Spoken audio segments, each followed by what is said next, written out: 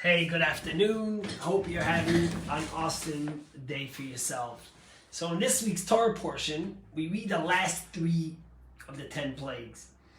And after the 9th plague, Pharaoh has been hit in Egypt by 9 strong plagues. And it's about ready for the 10th plague of the death of the firstborn. Don't forget, Pharaoh himself was a firstborn. And Pharaoh finally concedes to Moses, I'll let you go, even the youth, even the elders, take whoever you want, just go. But don't take the cattle. Leave your cattle with there. I guess I'll know you're coming back. So what does Moshe say to Pharaoh? Are you kidding me? Not only will we take our cattle, but you'll give us gifts of cattle that we should bring to God. And we're going to take all of our cattle. Why? Because we don't know how we're going to serve God till we come there. Ad bo'enu shama, till we come there. Question, of course, arises. I don't understand. What does Moses say? We don't know how we're going to serve God, so therefore we have to take all our cattle, we have to take extra from you? Pharaoh could have told him, hey Moses, you speak to God all day, you're coming to me with messages, God said this, God said that, go over to God, talk to him, say, hey, what are we going to need to serve you? And then you'll know what to take.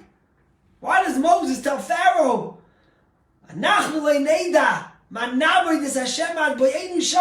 won't know how we are going to serve God till we get there? And the Getter Rebbe of blessed memory says a very beautiful, inspiring message. He says the message we don't know how we're going to serve God till we get there wasn't only intended for Pharaoh. It was really intended for the Jewish people.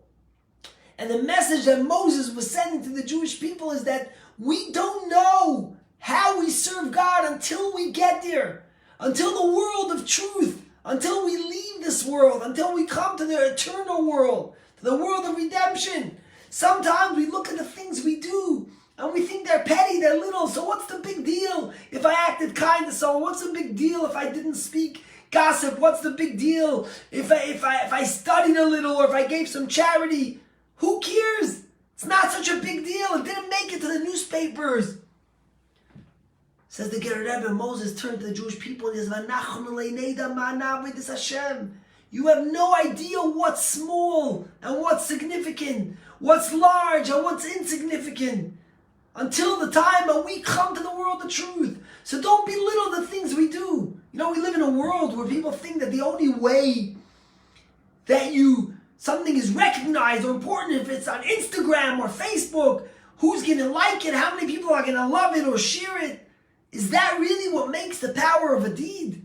The power of a deed is when we control our animal instincts, when we act in a way that's benevolent, that's kind, that's caring. It might seem small, but as Moses turns to the Jews, we don't know how we serve God till we come face to face with him in the world of truth. Never belittle the things we do. The famous Rabbi Yosef, one of the great sages in the time of the Talmud, the son of Rabbi Yeshua, he almost passed away. In what we would call today, he had a near-death experience. And he went into unconsciousness, and then he woke up. And his father, Rabbi Yeshua, said, tell me, what did you see when you were unconscious, when you were between the worlds, so to speak, in that near-death experience? What did you see in the world of truth? And he said to him, Oilam hafuch ra'isi. He said, I saw an upside-down world. Those that are prestigious in this world were on the bottom up there, and those that are not looked at, are not famous, they're not on Instagram, they're not on Twitter, they're just doing their thing and being kind and helping and changing the world. Those were the ones that in the world of truth were on top of the world. And Rabbi Yeshua, his father, looked at him and said, you didn't see an upside down world. Oilam barur ra'isa, you saw a clear world, you saw a true world. You saw a world that wasn't sugar-coated. That was the truth of who people are and what they are. Sometimes we look around and we think people are macho and big and famous and strong, yet in truth, what have they done? So they have a lot of followers, they're influencers, but really, we don't know the little deeds that are going to change this world. You know, my Maimonides says something very powerful. And the Rebbe, of blessed memory, always pushed this and spoke about this in tremendous ways. Maimonides said that a person should always see the world as a scale that's equal, with two sides of the scale, and they're both right in the middle, the good and the bad. And one good deed can tip the world and change the entire cosmos and bring to a world of redemption, a world that will be able to really truly see God. And Maimonides says, don't belittle that one deed. Your one deed could be the one that tips the scale. And the Rebbe always said that we have to do acts, random acts of kindness, goodness and kindness. Random means not things that you prepared, that you thought about. The Rebbe always encouraged random acts. Sometimes you don't even realize. You just happen to be on the street. You just happen to get stopped somewhere. Nothing happened. You're there because your little act of goodness, your little act of kindness can change the world. Remember, Olam Hafuch, he said, I see an upside down world. But the truth is he saw a clear world, because what's important, the things that are valued, we don't understand. That's what Moshe was telling the Jewish people. You never know how we serve God. You never know how we impact God, how we impact this world. Everything you do, make sure to do it with a whole heart, even the small things.